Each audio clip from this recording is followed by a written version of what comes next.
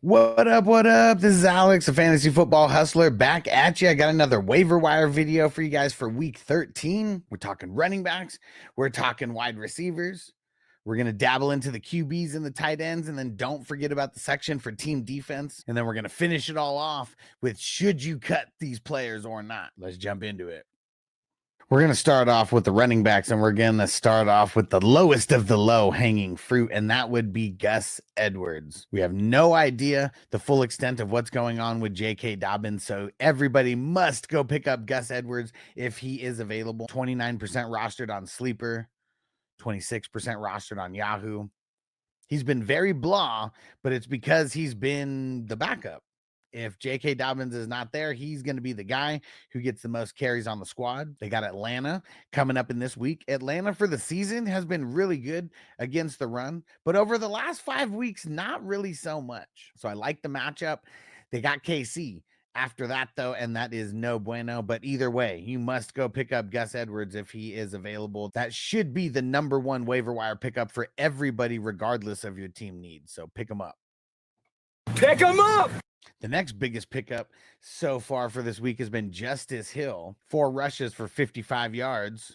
55! He mixed in that touchdown. Anytime you break off a long touchdown like that, you're going to get on everybody's radar, especially when it's on Monday Night Football.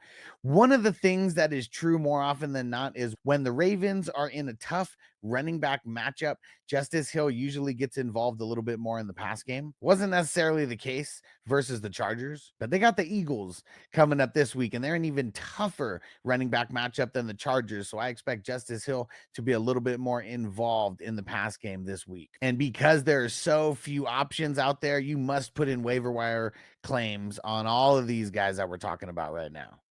Pick him up! The third biggest ad this week is Jaylen Warren. I don't really want to pick him up because it's been a 60-40 split between him and Najee.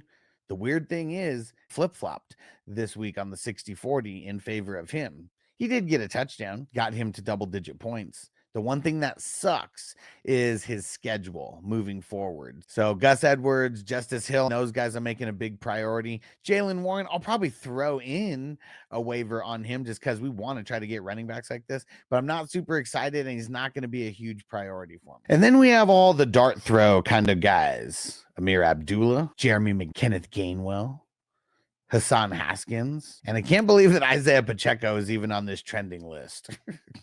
So ridiculous if you play in a league where Isaiah Pacheco is dropped. The quick hit on Amir Abdullah. He's getting receptions. He scored 2 receiving touchdowns over the last 2 weeks, but that was also with Gardner Minshew. I don't know what's going to be happening with Desmond Ridder. I am not excited about playing him this week, especially they're going up against Kansas City. It is going to be horrible. So if you didn't pick up Abdullah last week and play him, I say just leave him there for somebody else. Jeremy McNichols, he's behind 2 guys that are hurt right now, Austin Eckler and Brian Robinson Jr.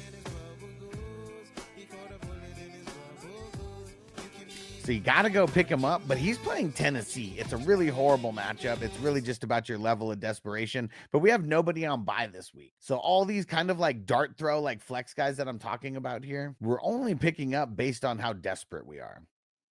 Except maybe Hassan Haskins. Because if he starts getting in the mix with Gus Edwards, maybe they don't want to give Gus Edwards as big of a workload as J.K. Dobbins has been having.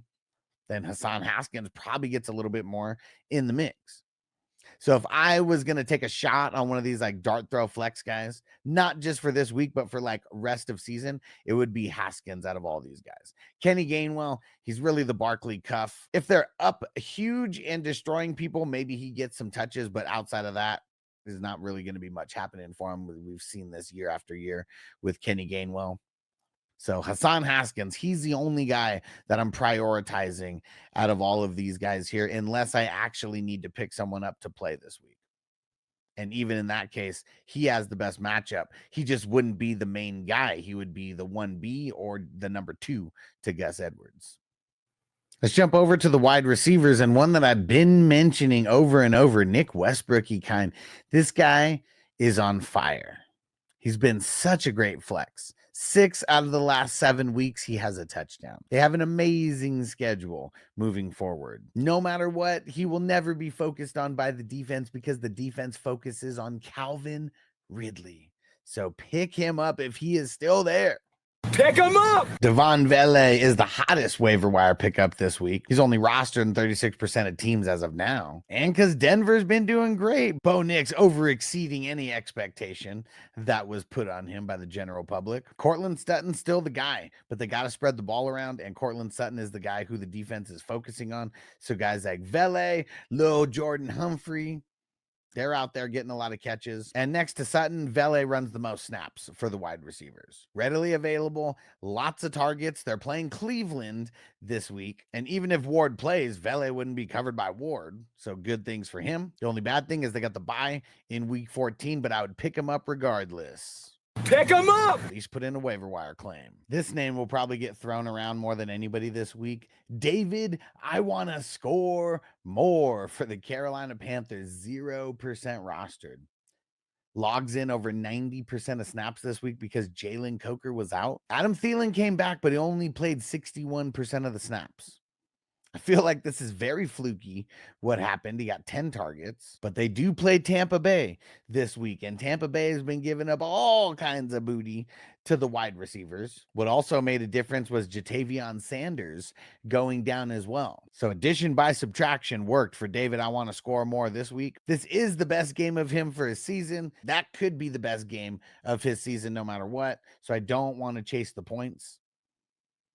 10 targets. I think that's what a lot of people are going to be focused on. But as Adam Thielen gets in the mix, I feel like he's going to get into more targets as well. It only makes sense. So I'd probably leave David, I want to score more for your league mates to pick up. If MVS, Marquez Valdez-Scantling, was dropped because of his bye week, go pick him up. Pick him up! It may be fluky what's going on right now, but Derek Carr has been doing this all year. It started off with Raheed Shaheed, where he's just going crazy with the deep balls. MVS is so fast. I feel like there's going to be a handful of times each game that Derek Carr is going to take the big shot.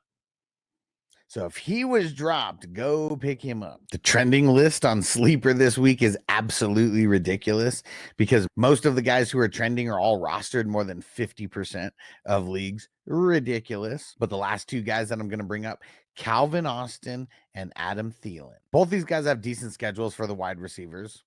Steelers a little bit more favorable than the Panthers. Van Jefferson got hurt with a knee injury this past Thursday, and Calvin Austin played a little bit more snaps. Either way, these guys are kind of like dart throw, like flex ads to me, but it depends on your level of desperation because this is as far as I want to dive into the wide receiver waiver wire pool this week. We just hope that Russ keeps hitting Calvin Austin on these deep shots. He was 3 for 78 with a touchdown this past week versus Cleveland on Thursday, one of the shiny spots. And if Van Jefferson misses any time, Calvin Austin is going to get the biggest bump in snap percentage out of the wide receivers. And then with Thielen, it's going to be all about the health. I was super nervous about playing him this week because we've seen him go on IR before, come back, and then re-injure in the very first game back. I was super nervous. 4 targets, 3 receptions, 57 yards. The more snaps he gets and the more routes he runs, the more points he's going to get. So if he is there, definitely go pick him up. Pick him up! Because he's led us to fantasy football greatness before. And if he's running anywhere 85% of the snaps or more, I would just assume that a wide receiver like him is going to be getting a bunch of targets on a per game basis down the stretch. Quarterback waivers are super wonky this week. Desmond Ridder, I really don't want him. Yeah, he probably will be the guy to start over there, but it's ugly. And who's to say it wouldn't be Aiden O'Connell? You're going to have to be paying attention to see who it actually is. The guy who I'd be picking up, if available, he's 67% rostered on Sleeper, but he's only 36% rostered on Yahoo, so it just depends on where you play. Also, the numbers could be skewed on Sleeper because of so many dynasty leagues and super flex leagues. So if you play in a single QB league, I bet you can go out there and get Russell Wilson, and that's who I'd be picking up to play if I was super hurting at the quarterback spot. But we got no teams on bye, so hopefully you're not hurting. Tight ends, super slim right now, but we got no teams on bye, so hopefully you don't even need to pick up a tight end. But if you do, it has to be Noah Gray. 2 touchdowns in each of the last 2 games. He's turned into one of Patrick Mahomes' safety blankets, and it's because nobody is worried about him because they're worried about Travis Kelce. They're worried about DeAndre Hopkins, so he just ends up being completely wide open in the middle of the field. So if he is available and you want any kind of tight end depth, Pick him up. Go do it. All right, we are at everybody's favorite segment now, the defenses to stream in week 13. I'm bringing you 4 defenses here, all rostered and under 50%. And we're starting off with the New York Giants. It's going to be a Thursday night game. Cowboys have been super fluky since Dak hasn't been there. And hell, even when Dak was there, they were super fluky, right? Giving up a ton of points to team defense and on a short week with the backup quarterback. Cowboys are so much in shambles that we got to pick up a team like the Giants. This would be my least favorite of the 4 to pick up, but they are the most available. They're only rostered in 4% of leagues. Cowboys missing multiple offensive linemen this past week. If they're missing multiple offensive linemen this Thursday, could just mean a lot of good things for that Giants front line. And the Giants secondary has been very, very money as well. Since there's no teams on bye this week, picking up a defense might not be as crucial as it was in previous weeks. But if you need a team for this week, the New England Patriots going up against the Colts. You'll notice a trend here with all 4 teams. Just a great matchup all around. New England's had 2 good games out of the past 3 weeks, and the Colts being such a good matchup, I'm going to say pick them up. Pick him up. Only 20% rostered. Next team, the Indianapolis Colts going up against the New England Patriots. Patriots are an even better matchup than the Colts are. So I put these teams in order of the level that I would grab them. So the Giants last out of the 4th, New England 3rd out of the 4th. And my second team that I would pick up would be the Colts here going up against the Patriots. Patriots 3 out of their last 5 games, giving up top 10 numbers to the team defense. And the Colts have changed things around. In the beginning of the season, there was a little bit of slacking in their macking, but guys like DeForest Buckner, Kwity Paye, they've just been stepping it up like crazy over the last couple weeks. And if you play an IDP, shout out to Nick Cross, who's a sure tackler as they come. So the Colts would be my second favorite team D to pick up this week. Now, my favorite team defense to add this week would be the Dallas Cowboys. There's a huge discrepancy on the percentage rostered on Sleeper compared to Yahoo. I feel like Yahoo's more of a representative of the redraft leagues out there, where the Cowboys are only rostered in 30%. But here, for some reason on Sleeper, they're rostered 99% of leagues. I find that really, really odd. Either way, they have one of the best matchups versus the Giants this week. And if you play on Yahoo, go pick them up because they're available in 70% of leagues that are out there. Giants were bad with Danny Pesos. Now they got Tommy Danny DeVito out there. Nothing but crap. Whoa, whoa, whoa. You telling me I'm the crap? So if the Cowboys are available and you're playing on Yahoo, go pick them up. Pick him up. Now we've made it to everyone's favorite segment where we get to talk about these bums. Bum. Should we drop them? A bum. I say you should. Forget this bum. Let's go. And the bum leading the list is Quentin Johnston, Mr. QJ. He's a bum. He was a bum then, and he's a bum now. Come on. We already knew that this guy couldn't catch. It sucks because he plays on the Chargers, had a couple good games here and there, and we had 6 teams on bye, and we were so desperate that we had to play him. But everyone's dropping him, and I say you go drop him as well because he sucks, man. Is he going to get 0 every single game? No, but there's a lot of better guys that we could get out there besides QJ. It just sucks that he can't catch for shit. Because I'm too old to waste my time trying to train a no-good loser like you. You bum. Ricky Pearsall, I already told you he's probably droppable. He needs some more injuries over there if he's going to be a thing. But definitely when you got a guy like Brandon Allen at the helm, like we can't expect anything going on for Ricky Pearsall. No reason to keep him as of now. He's still 51% rostered. I say just go drop him. If you picked up Brandon Allen for the 1-week experiment, go get rid of him. Deontay Johnson, I've been telling you all season and all off season, he's a bum. He's a bum. He was a bum then, and he's a bum now. Just get rid of him. Like, he's a depth piece over there. They didn't bring him over there because they didn't like Flowers. They brought him over because he cost them nothing, and they don't have too much wide receiver depth at all. One of the big dropped guys is Roschon Johnson. I'm going to say to hold on him. It's still a 60-40 split over there snap-wise, and when it starts getting real cold, he's a guy who will be involved. So the other guys I said drop, but Roschon's a hold. If you guys picked up Dylan LeBay because you thought he was going to be a thing, feel free to drop. We only picked him up as a just in case anyways. If you guys still have Audric Estime, please get rid of him. There were 3 running backs on the Broncos who had higher snap counts than him this week.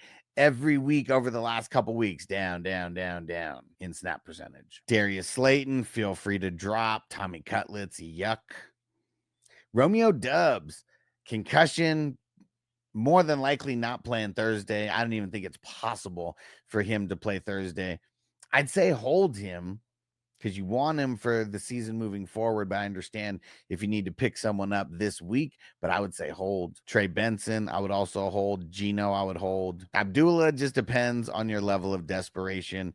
He's like right in the middle where I could drop him very easily, but if I need running back depth, I'm just going to keep him.